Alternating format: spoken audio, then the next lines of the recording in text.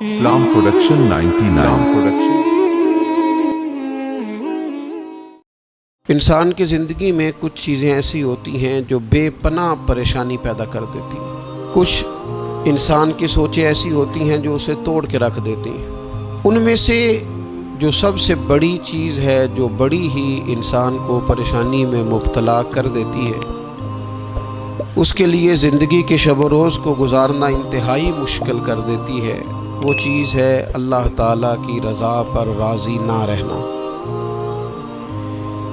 انسان جب زندگی اس طرح کی بنا لیتا ہے کہ کیوں نہیں ہوا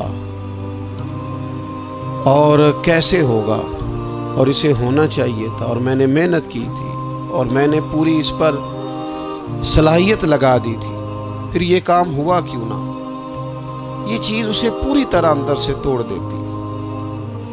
یہ انسان کو روحانی طور پر پوری طرح کھوکھلا کر دیتی ہے۔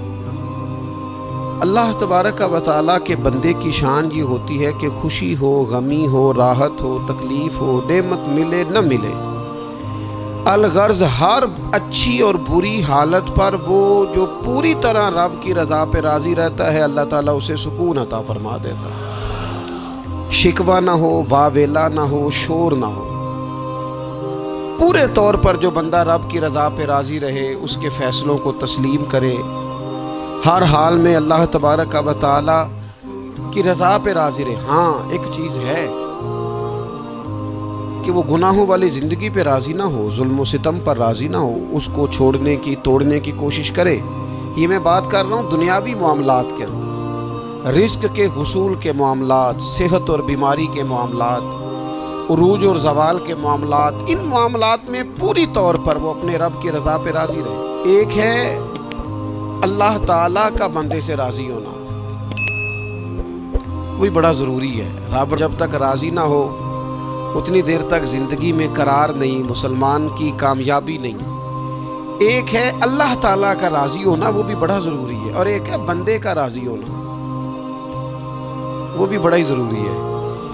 ہماری زندگی کو کھا گئی یہ چیز کہ میں غریب ہوں تو امیر کیوں نہیں ہوں، میں بیمار ہوں تو تندرست کیوں نہیں ہوں، میری شہرت کم ہے تو زیادہ کیوں نہیں ہے، اس کاش کو، کیوں کو۔ حضرت عبداللہ ابن مسعود رضی اللہ تعالیٰ عنہ فرمایا کرتے تھے، میری زبان پہ انگارہ آ جائے اور جل جائے، وہ اس سے بہتر ہے کہ میں یہ کہوں کہ یہ کام ایسے کیوں ہوا ہے یا ایسے کیوں نہیں ہوا۔ میرے رب نے جو کیا ہے، جس وقت کیا ہے، جس کرم سے کیا ہے، اس نے بہتر ہی کیا ہے۔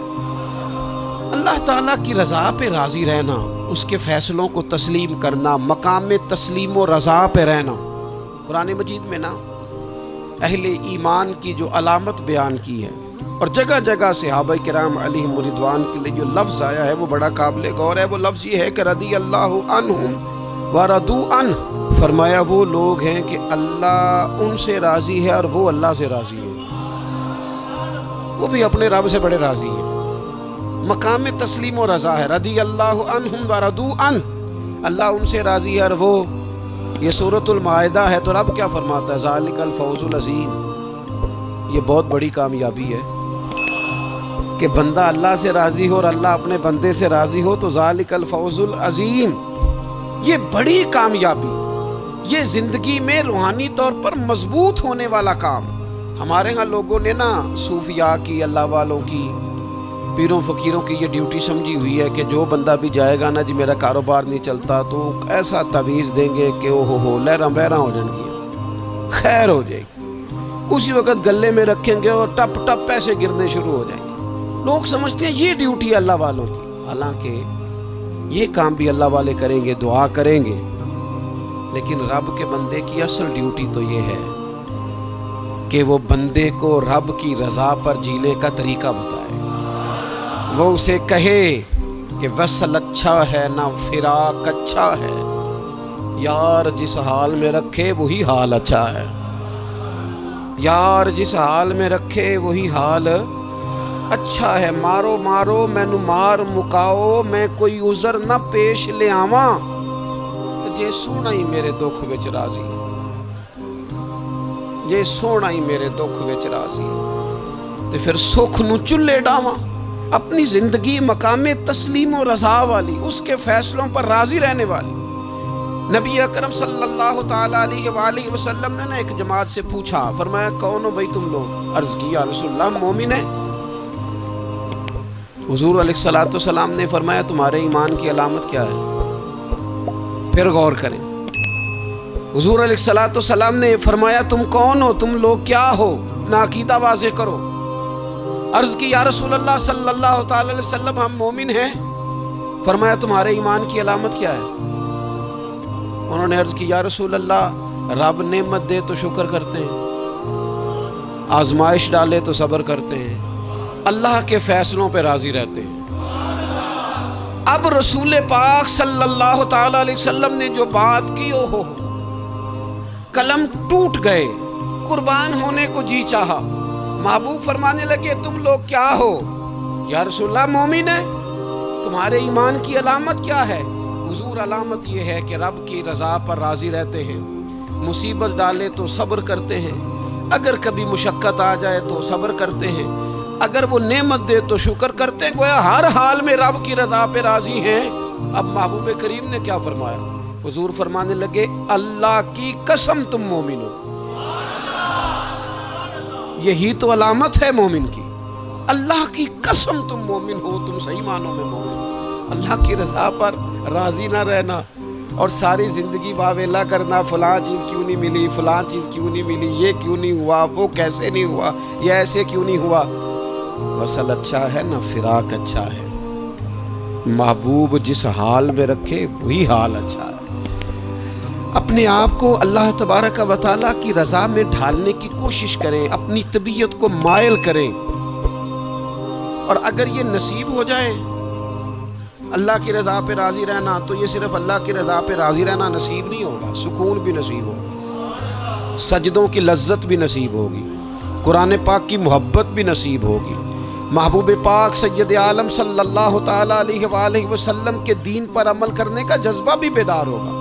آپ یقین کریں زندگی خوشی خوشی گزر جائے گی، کوئی لمحہ تکلیف نہیں دے گا، کوئی بندہ تکلیف نہیں دے گا، کوئی آزمائش پریشان نہیں کرے گی، آنے والا کوئی دکھ بھی دکھ نہیں رہے گا۔ اگر رب کی حضرت عبداللہ ابن عباس رضی اللہ تعالیٰ عنہ ارشاد فرمایا کرتے تھے قیامت کے دن سب سے پہلے ان لوگوں کو جنت میں داخل کیا جائے گا جو ہر حال میں اللہ کی رضا پہ راضی رہتے تھے۔ سب سے پہلے ان لوگوں کو جنت میں بھیجا جائے گا، کیوں کہ راضی ہیں رب کی رضا۔ اس نے جہاں رکھا ہے، جس حال میں رکھا ہے، اس نے کرم سے ہی رکھا ہے، اس نے فضل سے رکھا ہے، تو رب کی رضا پہ راضی رہیں، اس کے فیصلوں پہ راضی رہیں۔ وہ جس حال میں رکھے، جس مقام پہ رکھے اور جس معیار میں رکھے، یہ دیکھیے یہ آیت کریمہ ہے قرآن مجید کی، سورہ بقرہ کی آیت نمبر 216 ہے۔